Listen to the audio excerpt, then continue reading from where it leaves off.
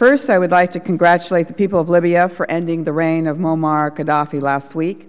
It is now time for the Libyan people to begin the long process of rebuilding their country and regaining Libya's standing in the international community. I would also like to commend President Obama on yet another major national security victory for helping to assemble the coalition that supported the Libyans in deposing this dictator, all without placing any of our forces in harm's way.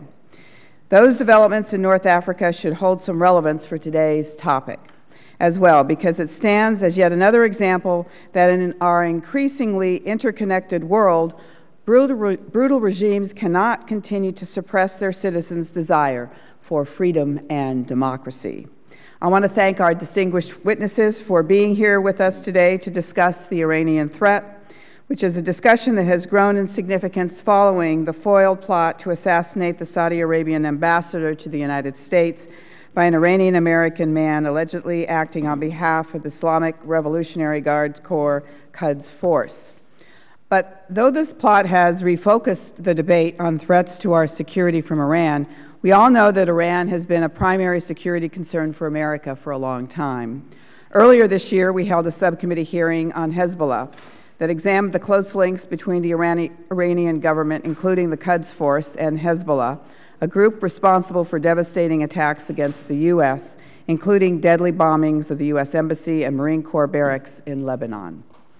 Iran continues to provide support for Hezbollah and other terrorist groups, including Hamas. Through some of these proxy groups, Iran has been tied to attacks on U.S. troops in both Iraq and Afghanistan, and Iranian-made weapons have caused the deaths of many American service members. And of course, the recently foiled plot, which was allegedly authorized, funded, and planned by members of the Quds Force, opens up a new dimension to the threat we face from Iran. If the version of events laid out by the Justice Department in its complaint is true, that this plot was authorized by members of the Iranian government, what does it mean for the overall threat we face from Iran? Given that the target of this plot was not American, how does this change our estimation of the Iranians' capabilities and intent to strike the U.S.? And does the alleged attempt to partner with a Mexican drug cartel member indicate a greater collusion between Iran and drug trafficking organizations? We still need to learn all the facts in this troubling case. But one thing is for sure. We need sober, reasoned discussion of the foreign policy challenge we face with Iran, not the inflammatory sound bites that have been characteristic of the debate up until now. The heated rhetoric from both sides over the past decade brings back memories of the darkest days of the Cold War. Before this recent plot was uncovered, the U.S. and Iran had been contemplating a hotline between the two countries to provide a direct line for top leaders to communicate during a crisis, in the hopes that cooler heads would prevail. A similar solution was adopted by the U.S. and the Soviet Union during the Cold War. With the arrests earlier this month sparking a lot more heated rhetoric, I can't help but think that such a hotline could have helped. We must carefully assess the most effective paths forward for dealing with Iran. America needs to send a message that Iran's leaders must be held accountable for their actions, but we cannot take any reckless actions which may lead to opening another front in the war on terror, which the American people do not want and cannot afford. We need to work with our international partners to find the right balance in making Iran accountable.